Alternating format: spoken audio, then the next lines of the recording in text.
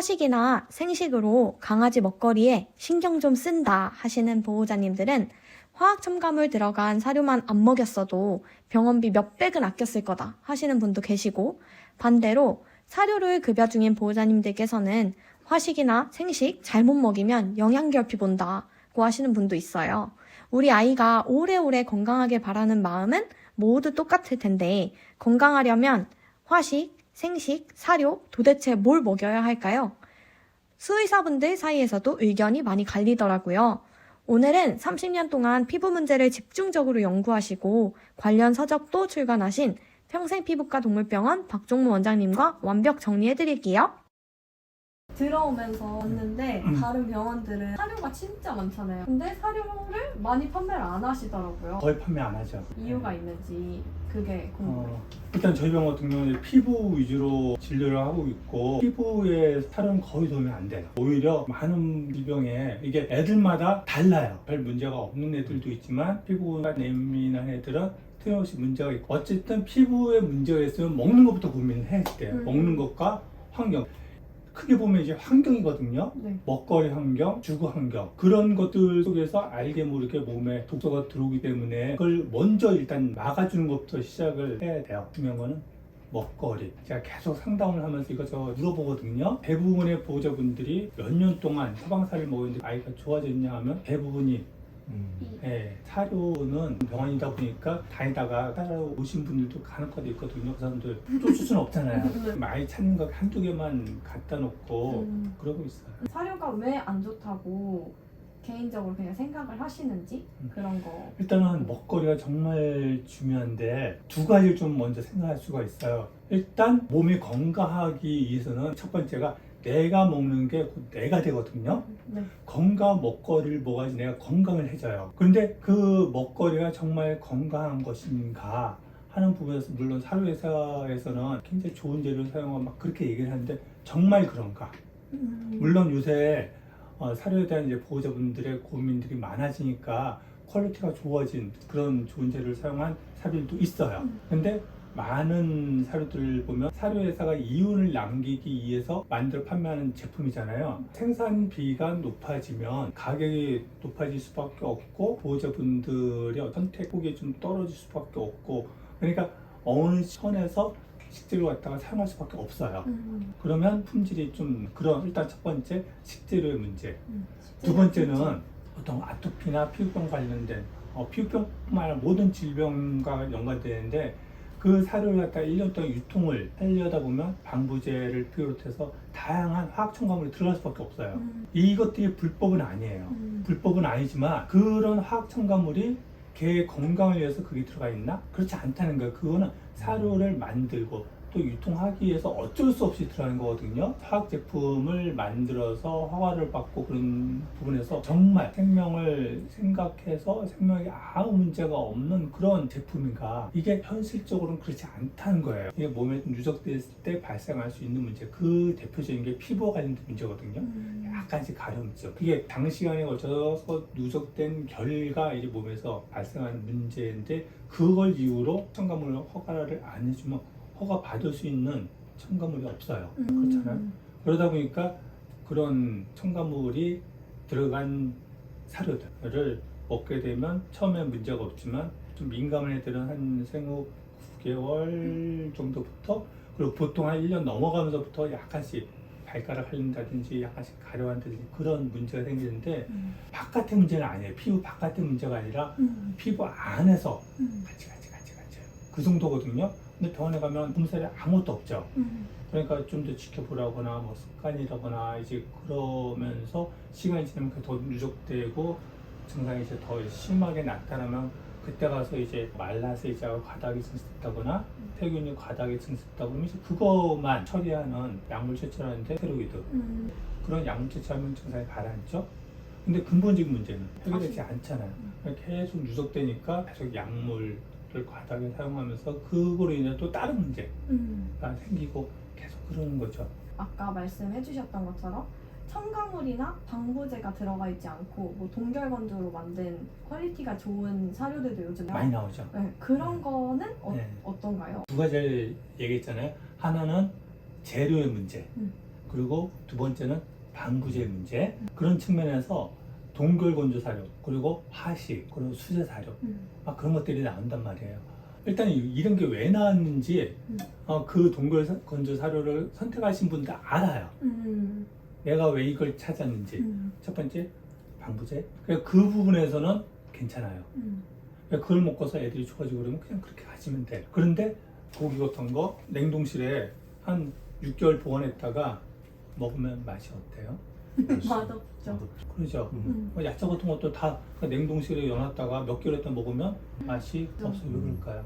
영양소들이 파괴되는 것들이 있거든요. 비타민이나 효소나 하여튼 그런 것들이 손실이 있단 말이에요. 동결건조도 똑같아요. 방부제나 그런 거 들어가지 않은 부분이 좋아요. 그렇지만 이게 장시간 보관하는 과정에서 몸에 정말 필요한 어떤 영양소가 손실되는 거. 흑백의 논리로 이건 좋고 그렇게 생각하시면 안 되고, 애들마다 다 반응이 틀리고 경제적인 비용이나 그런 여러 가지 것들을 고려해서 최선의 선택을 하는 게 좋은데, 가장 좋은 거는 신선한 식재료. 신선한 식재료로 만들어 먹인다는 게 그게 6개월 된 동결 그건 아니잖아요. 그렇죠. 그죠? 가급적이면 신선한 거 바로 해서 아이들이 먹는 게 훨씬 몸에 회복이 좋기 때문에 방부제에 들어간 일반 사료보다는 동결건조가 낫기는 하지만 그거보다는 생식이나 화식으로 만들어 판매하는 그런 제품들이 많잖아요. 냉장 유통하는 것들. 그게 좀 더 낫다고 저는 생각해요. 생식이랑 예. 화식이 따로 있던데 예. 이 두 가지의 차이점과 고민하고 있는 보호자님들 입장에서 이럴 땐 생식, 이럴 땐 화식 이런 걸 추천을 하시는지. 생식과 화식의 그 구분점은, 생식은 불로 조리하지 않은 게 생식이잖아요. 고기도 그렇고. 생식과 화식에 간단하게 구분하는 거는, 화식은 불로 조리하는 거. 그러니까 우리가 먹는 대부분의 음식은 다 불로 조리를 하잖아요. 고기도 그렇고 야채도 그렇고 소화하기가 편해져요. 생식은 조리하지 않는 거. 우리가 먹는 샐러드 그런 개념으로 생각하시면 될 거고, 강아지들한테도 불로 조리하지 않고. 차이는 뭐냐면 아예 소화력이에요. 알고기 줬을 때 별 문제 없이 소화가 잘 되면 상관없겠지만, 그런 걸 먹어보지 않던 애들, 야생의 동물들은 다 생식이죠. 네. 근데 개들 같은 경우 오랜 동안 사람하고 같이 살면서 사람이 조리한 음식을 먹였단 말이에요. 소화하는 데 있어서 큰 부분이 두 가지거든요. 소화 효소, 장내 정상적인 세균 균총,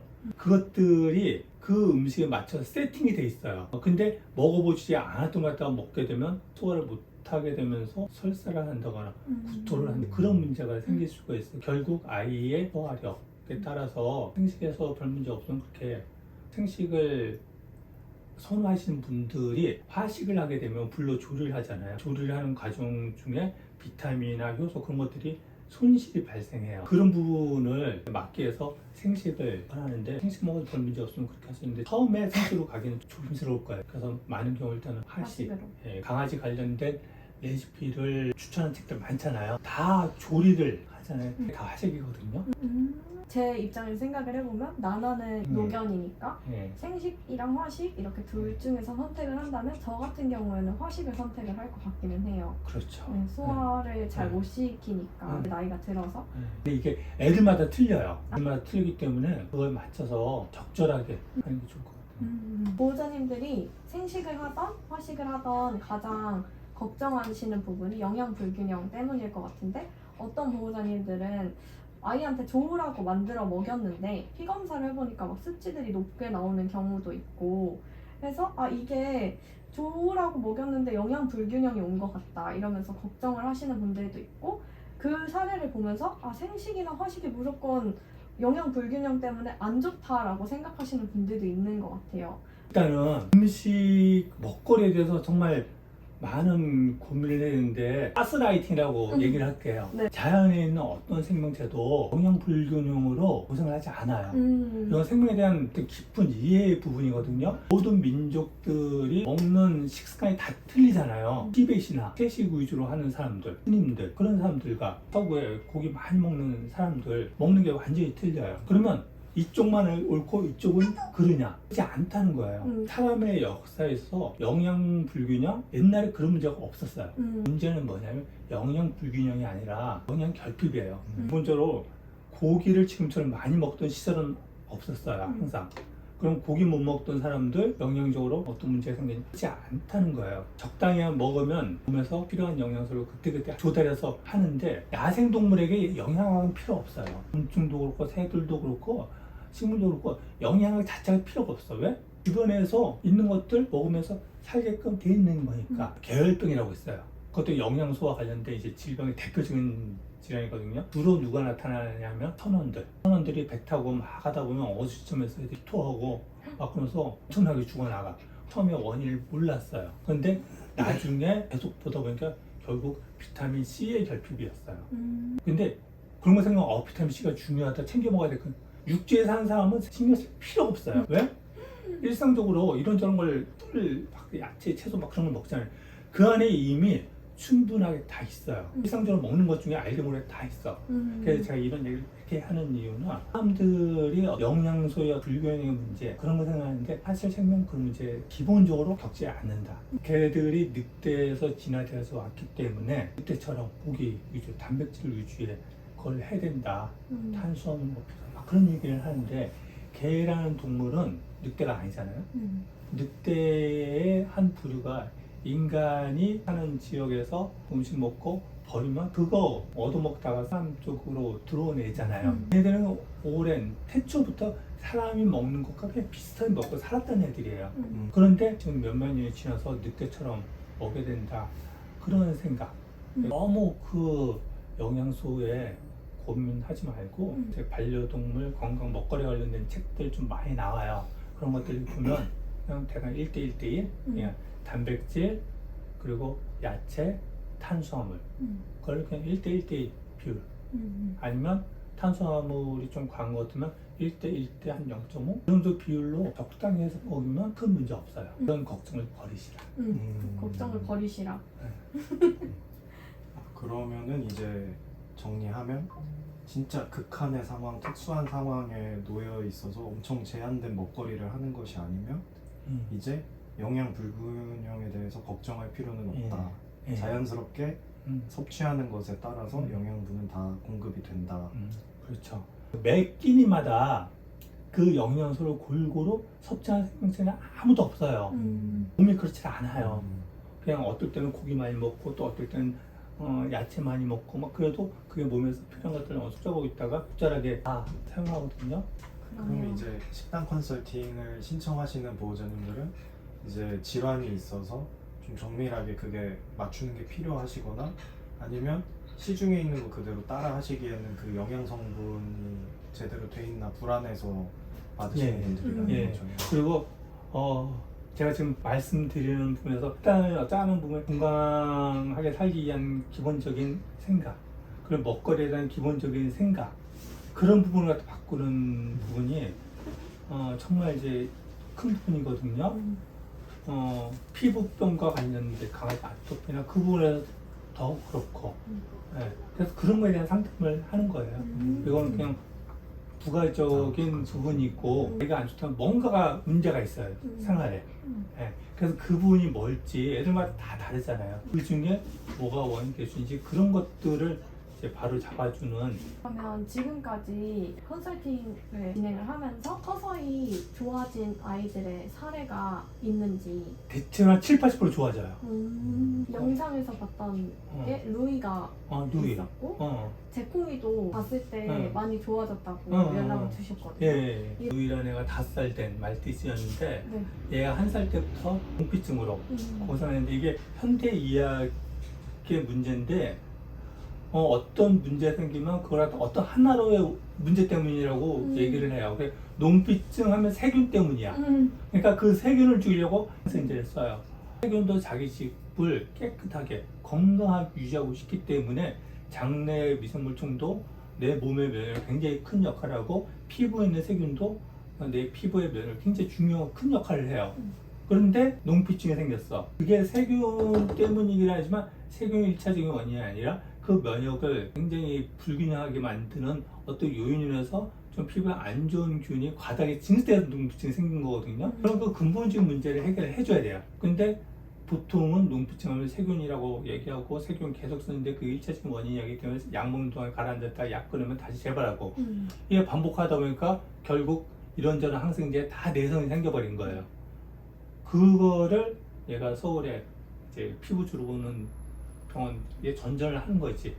거기서 더 이상 이제 듣는 약이 없는 상태 됐어요. 저희 병원에 이제 온 거예요. 저희 병원에서 좀 전에 기본적인 이제 상담, 뭐가 문제가 되시니까 다 얘기하고 그걸 바꾸라고 하고, 그리고 피부 관련된 가장 첫 번째 많이 권하는 게 아로마 입욕이에요. 그래서 아로마 입욕을 하려면 그걸 자주 해야 되니까 피부가 워낙에 안 좋아서 집에 털 다 깎았는데 피부에 이렇게 불긋불긋하게 이게 더 이상 이제 약이 듣지 않는 즉 그런 상태였고, 그래서 얘에 대해서 항생제 스테로이드 전혀 쓰지 않고 기본적인 것들 다 바꾸고, 그리고 이제 입욕해주라고 했는데 이게 작년 4월 그리고 계속 입욕해주면서 6월 보면 피부가 굉장히 좋아졌잖아요. 그리고 6월 됐을 때 5년 동안 병원을 전전하던 저희 병원에 딱 3번 왔어요. 3번 오고 마지막에 이제 이거 갖다 보내주고 더 이상 안 와요. 저희 병원에 오는 손님이 대부분 다 그래요. 한두 번 오고 대체로 좋아서 안 와. 좋아지니까. 그리고 이게 피부 증상만 없어지는 게 아니라 보호자분 공통조용에 데리고 나가면 털이 윤기가 있어지고 애가 얼굴 이게 혈색이 좋아졌다고. 그 모이는 공원에 가면 모이는 사람들 있잖아요. 네. 아이고 그런 얘기를 많이 한다고 그래요. 이게 뭐 부분의 문제가 아니라 전체가 좋아진다는 거예요. 그래서 얘 먹는 거 다 이렇게 바꿔서 먹이고 간식도 이렇게 하니까 이제 그렇게 좋아지는 거죠. 길게 보고 방향만 제대로 하면 대체로 좋아져요. 컨설팅이 저는 원래 그딴만 딱 이렇게 주시는 그런 건 줄 알았는데 예. 오늘 얘기해 주시는 거 들어보니까 아이가 환경과 이제 건강한 먹거리로 바꿀 수 있게 이제 전체적으로 같이 좀 동반자 느낌으로 계속 해주는 그런 느낌. 이 부분이 아이가 건강에 안 좋은 거는 단지 먹거리만의 문제가 아니고 그걸 레시피 하나로 해결되는 게 아니라 감사합니다. 이제 결제하고 카드 요번 돼 있죠? 예. 내가 나는 안 할게요. 네. 카드를 드릴게요. 네네. 이걸로.